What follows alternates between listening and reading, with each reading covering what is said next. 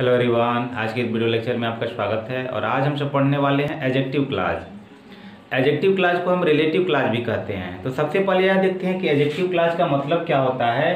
तो उसको जानने के पहले सबसे पहले हम यह देखेंगे कि एडजेक्टिव क्या होता है। तो एडजेक्टिव वह है जो नाउन और प्रोनाउन की विशेषता बताता है।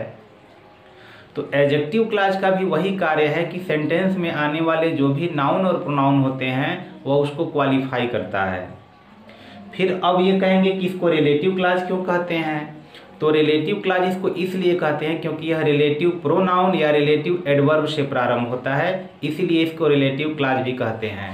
तो आइए देखते हैं कि रिलेटिव प्रोनाउन कौन कौन से हैं जो एडजेक्टिव क्लॉज में प्रयोग किए जाते हैं। तो जो रिलेटिव प्रोनाउन हैं उसमें आते हैं हु,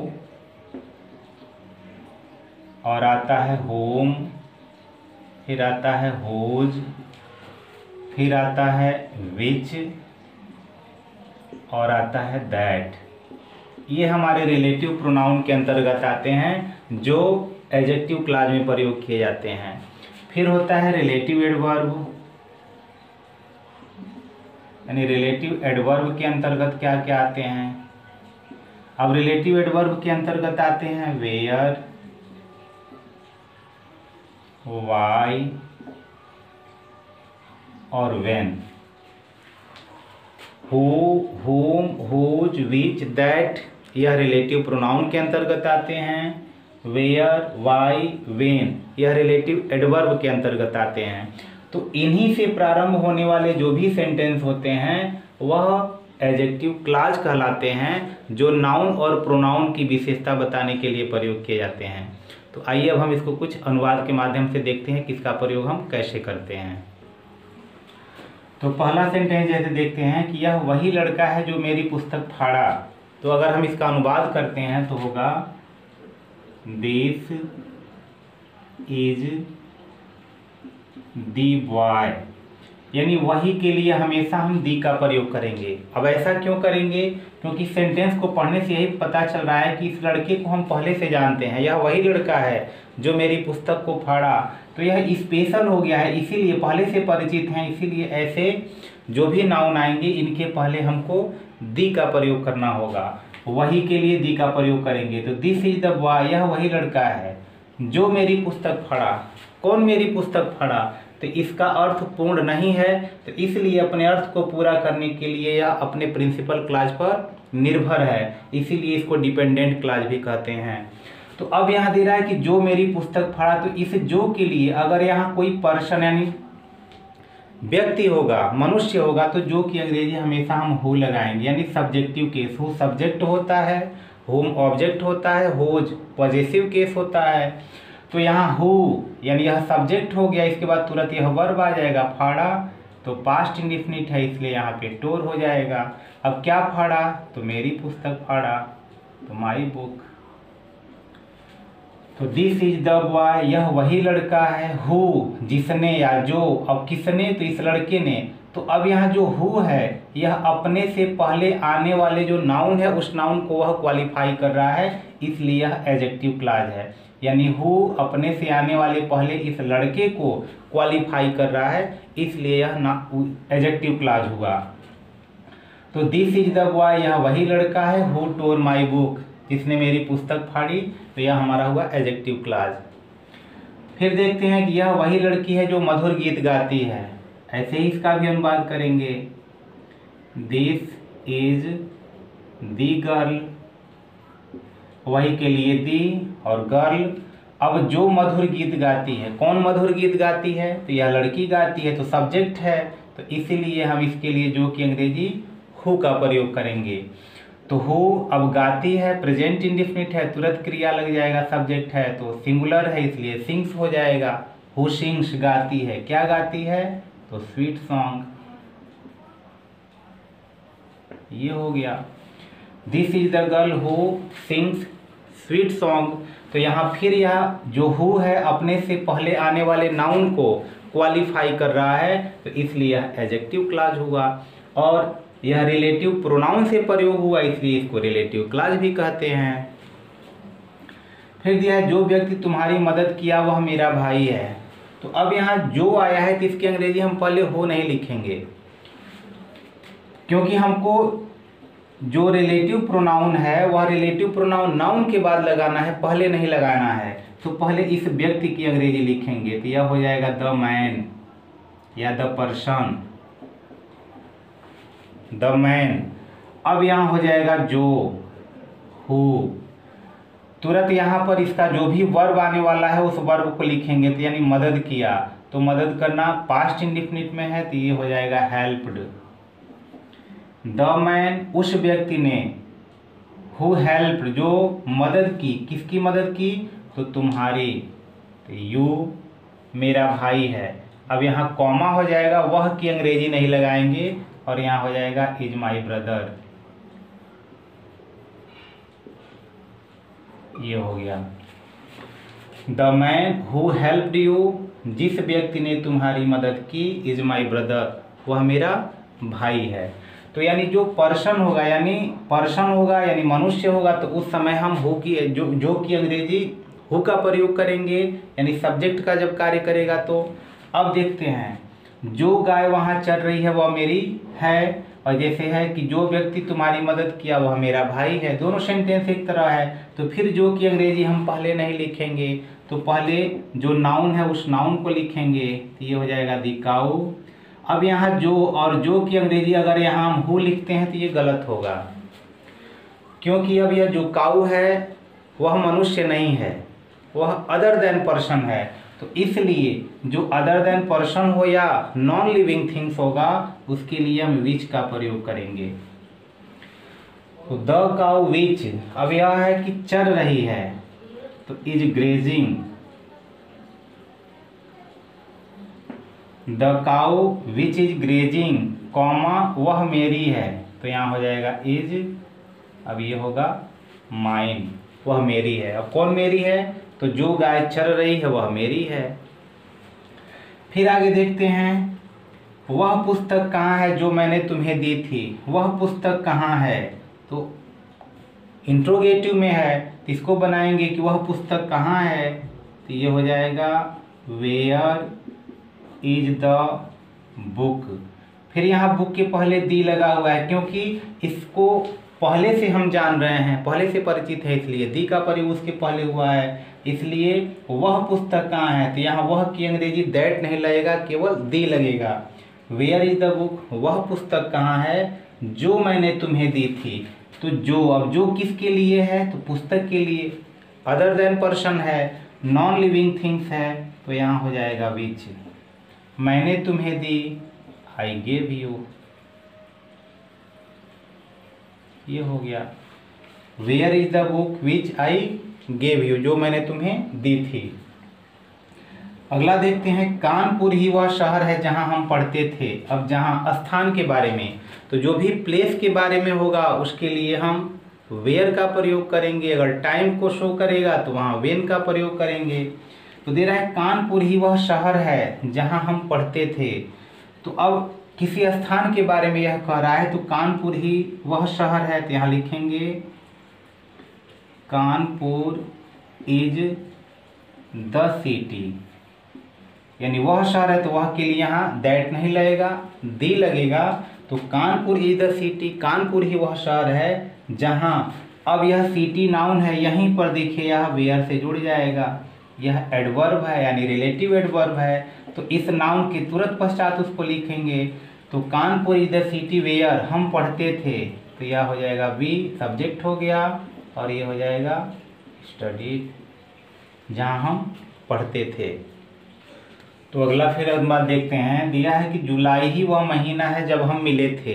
अब यहाँ समय का जिक्र कर रहा है, जुलाई ही वह महीना है जब हम मिले थे, तो यहाँ लिखेंगे जुलाई is the month, July is the month जब हम मिले थे। तो अब यहाँ मंथ नाउन है, इसी के तुरंत पश्चात यह जो वेन है यह आ जाएगा, वेन हम मिले थे, वी मेट। तो जो अब यह रिलेटिव एडवर्ब है, अपने से पहले आने वाले नाउन को वह क्वालिफाई कर रहा है, इसलिए यह एडजेक्टिव क्लॉज हुआ। तो July is the month when we met, हो गया। फिर दिया यह वही मकान है जो तुम पिछले वर्ष खरीदे थे। तो अब यहाँ मकान यह जगह को जिक्र नहीं कर रहा है, यह वस्तु के रूप में है, क्योंकि खरीदना बेचना तो यह वस्तु को ही खरीदा बेचा जाता है। तो यहाँ दिया है कि यही वह मकान है जो तुम पिछले वर्ष खरीदे थे। तो यहाँ हो जाएगा दिस इज द हाउस जो तुम पिछले वर्ष खरीदे थे, which you bought last year, ये होगा this is the house which you bought last year. फिर आगे देखते हैं कि मेरा एक मित्र है जिसका नाम अमित है। अब यहाँ आ गया जिसका, तो जब जिसका आएगा, जिसकी आएगा, तो अब यहाँ ये है कि पॉजिटिव केस है, अधिकार बता रहा है। तो मेरा एक मित्र है, पहले इसको देखते हैं। तो यहाँ हो जाएगा I have a friend,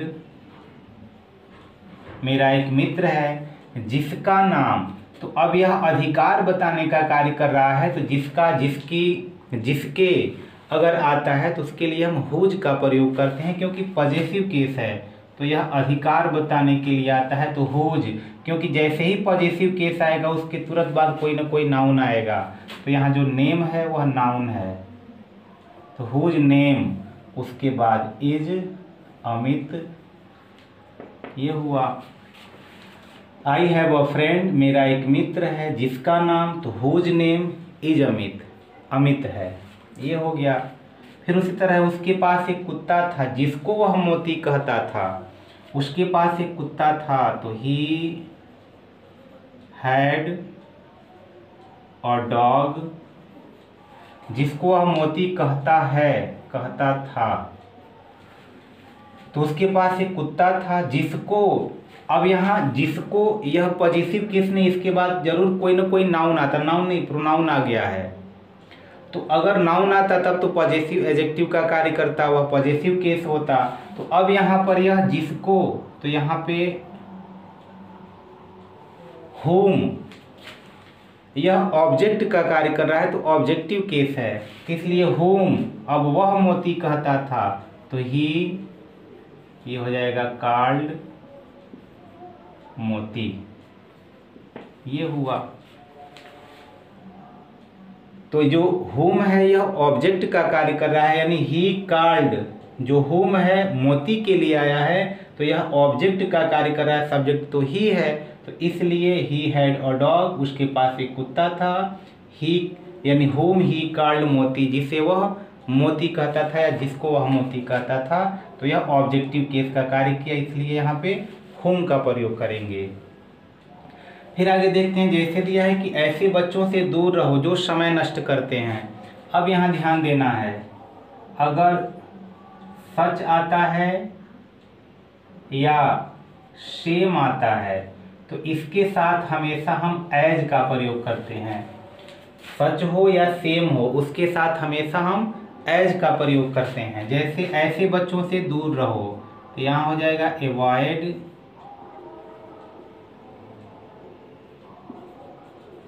avoid. अब ऐसे, ऐसे की अंग्रेजी होती है सच, अवॉइड सच। अब बच्चों से दूर रहो तो चिल्ड्रेन, अवॉइड सच चिल्ड्रेन, जो समय नष्ट करते हैं। तो चिल्ड्रेन, अब ये कहेंगे कि पर्सन है, लेकिन इसके साथ यह कंडीशन है कि अगर सच आता है चाहे सेम आता है तो उसके साथ हम हु, विच, ये सब नहीं लगाते हैं, एज का प्रयोग करते हैं। तो यहाँ हम एज का प्रयोग करेंगे। तो यह सब्जेक्ट का कार्य किया, तो यह जो के लिए आ गया। अब समय नष्ट करते हैं, सब्जेक्ट है, इसके बाद तुरंत वर्ब आ जाएगा, तो नष्ट करते हैं, तो वेस्ट। अब ये चिल्ड्रेन पर निर्भर है कि सिंगुलर है कि प्लूरल है, उसके अनुसार यह से यह जुड़ेगा, तो नहीं जुड़ेगा, प्लूरल नंबर में है तो वेस्ट केवल रहेगा। अब क्या नष्ट करते हैं, तो टाइम, ये हुआ। Avoid such children as waste time. फिर दिया है कि मैंने एक लड़की को देखा जिसकी आंखें नीली थीं। अब यहाँ एक और देखते हैं, एज यहाँ प्रयोग किया जा सकता है। यह वही मकान है जो तुम पिछले वर्ष खरीदे थे। तो अगर हमने यहाँ कर दिया दिस इज द, और यहाँ दी के बाद अगर हमने सेम का प्रयोग कर दिया, this is the same house, this is the same house, तब यहाँ विच की जगह एज का प्रयोग करेंगे, क्योंकि यहाँ सेम है। जैसे ही सेम आएगा या सच आएगा तो वहाँ विच या हु का प्रयोग न करके हमको वहाँ पे एज का प्रयोग करना है। अगला एग्जाम्पल देखते हैं। मैंने एक लड़की को देखा जिसकी आंखें नीली थीं। तो मैंने एक लड़की को देखा, तो आई सा अ गर्ल, मैंने एक लड़की को देखा जिसकी आंखें, तो अब जिसकी पॉजिटिव केस है क्योंकि इसकी आंखें उसके अधिकार को बता रहा है, उसके बाद नाउन आ रहा है, तो यह पॉजिटिव केस है, तो यहाँ तुरंत यहाँ हुज लग जाएगा। हुज आइज नीली थी तो वर blue. I saw girl whose eyes were blue, जिसकी आंखें नीली थीं। कुछ और एग्जाम्पल देखते हैं। तो अगले सेंटेंस को देखते हैं कि तुम ही तो हो जो मुझे तंग करते हो। अगर इसको अनुवाद के रूप में लिखते हैं तो ये हो जाएगा इट इज यू। जो मनुष्य है इसलिए जो कि अंग्रेजी यहाँ हो, तो यहाँ प्रोनाउन है, इसके तुरंत पश्चात इसको विशेषता बताने के लिए प्रयोग कर दिया गया हु को। अब यहाँ तंग करते हो तो यहाँ हो जाएगा टीज। यू प्लूरल नंबर में है इसलिए इसमें यस या यस नहीं जुड़ेगा। उसके बाद बचा मुझे, तो यहाँ हो गया मी। इट इज यू, तुम ही तो हो, हु टीज मी, जो मुझे तंग करते हो। अगला देखते हैं, दिया है कि मनुष्य ही केवल एक प्राणी है जो हंस सकता है। मनुष्य ही केवल एक प्राणी है जो हंस सकता है। अगर इसको हम बनाते हैं तो ये हो जाएगा मैन इज दी ओनली। अब यहाँ प्राणी के लिए एनिमल भी लिख सकते हैं, क्रीचर भी लिख सकते हैं, एनिमल। अब यहाँ जो के लिए अगर हम यहाँ हु लगाते हैं तो यह गलत होगा, हु गलत होगा। अब यहाँ पर लगेगा दैट। अब देखते हैं कि दैट लगता कहाँ कहाँ है। तो अगर यहाँ देखते हैं कि अगर हु हो, विच हो, वाट हो, ओनली हो, नन हो, आल हो, एनी हो या नथिंग हो या कोई सुपरलेटिव डिग्री हो, यानी अगर सुपरलेटिव डिग्री का प्रयोग किया गया हो तो इनके साथ हम दैट का प्रयोग करते हैं। यानी मनुष्य हो, अमनुष्य हो, कुछ भी हो, पर्सन हो, अदर देन पर्सन हो, सबके साथ हम दैट का प्रयोग करते हैं। तो यहाँ देखिए ओनली आया हुआ है, इसलिए यहाँ जो कि अंग्रेजी हु न लिख करके हमको यहाँ दैट का प्रयोग करना होगा। दैट ये सब्जेक्ट का कार्य करेगा। अब यहाँ है कि हंस सकता है, तो यहाँ दैट कैन, और ये हो जाएगा loaf. Man is the only animal, मनुष्य ही केवल एक प्राणी है जो हंस सकता है, दैट कैन लॉफ। तो अगला सेंटेंस है कि वह क्या है जो तुम्हें निडर बनाता है। तो वह क्या है, इंट्रोगेटिव में है, तो व्हाट इज इट, वह क्या है जो। तो अब यहाँ व्हाट आया हुआ है, तो व्हाट आने पर भी हम यहाँ जिस प्रकार ओनली आया है तो दैट से जोड़े हैं, तो व्हाट आएगा तो इसके लिए भी हम जो कि अंग्रेजी दैट का ही प्रयोग करेंगे। तो व्हाट इज इट, वह क्या है, दैट जो। अब यह सब्जेक्ट का कार्य कर रहा है, तुरंत बनाता है, तो क्या बनाता है, तुम्हें निडर, फियरलेस, ये हो गया। व्हाट इज दैट, वह क्या है, मेक्स यू फियरलेस, यानी what is it that makes you fearless, वह क्या है जो तुम्हें निडर बनाता है। आराम से हो गया। फिर आगे देखते हैं कि मैं कौन हूँ जो तुम्हारी मदद करूँ। तो मैं कौन हूँ, तो अगर इसको अनुवाद के रूप में देखते हैं तो हु एम आई, मैं कौन हूँ जो। तो पुनः यहाँ हु आया है, तो हु आने पर जो कि अंग्रेजी हम यहाँ दैट लगाएंगे, दैट। अब यहाँ शुड लगेगा, हेल्प यू, तुम्हारी मदद करूँ। हु एम आई, मैं कौन होता हूँ, चाहे मैं कौन हूँ, दैट शुड हेल्प यू, जो तुम्हारी मदद करूँ। आगे देखते हैं, दिया है कि जो जहाज 1 घंटा पहले उतरी वह मुंबई से आई। तो जो जहाज, तो यहाँ हो जाएगा द प्लेन। अब यहाँ जो की अंग्रेजी विच भी लगा सकते हैं, दैट भी लगा सकते हैं, तो दैट लगाते हैं, दैट। अब उतरना है, तो जब उतरना यानी जहाज का उतरना होता है तो वहाँ पर हम उसके लिए लैंड लगाते हैं। तो यहाँ हो जाएगा लैंड, पास्ट में है तो landed. The plane that landed 1 घंटा पहले, तो एन आवर एगो, कॉमा वह मुंबई से आई, तो वह के लिए प्रयोग नहीं होगा, इसलिए तुरंत यहाँ क्रिया लग जाएगा, केम फ्रॉम मुंबई। ये हो गया केम फ्रॉम मुंबई, और मुंबई से आई। फिर दिया है, ऐसे लड़के जो लापरवाह होते हैं वे अपने जीवन में कष्ट झेलते हैं। तो ऐसे लड़के, तो ऐसे की अंग्रेजी हो जाएगी सच बॉयज, जो कि अंग्रेजी यहाँ हो नहीं लगेगा क्योंकि सच और सेम के साथ एज का प्रयोग होता है। तो यहाँ हो जाएगा एज, सच बॉयज एज लापरवाह होते हैं, तो यहाँ आर केयरलेस, लापरवाह। वे अपने जीवन में कष्ट झेलते हैं, तो अब यहाँ वे की अंग्रेजी नहीं लगेगी, कॉमा हो जाएगा, अपने जीवन में कष्ट झेलते हैं, तो झेलने की अंग्रेजी हो जाएगी सफर। ये हो गया सफर। अब यहाँ चूंकि बॉयज प्लूरल नंबर में है इसलिए यहाँ यस नहीं लगेगा, प्रेजेंट इंडेफिनिट में है लेकिन यस नहीं लगाएंगे, प्लूरल नंबर में है। तो सफर जीवन में, in their life. Such boys as are careless, जो लड़के लापरवाह होते हैं, चाहे ऐसे लड़के जो लापरवाह होते हैं, सफर इन देयर लाइफ, वे अपने जीवन में कष्ट झेलते हैं। तो इस प्रकार से यह एडजेक्टिव क्लॉज का अनुवाद समझ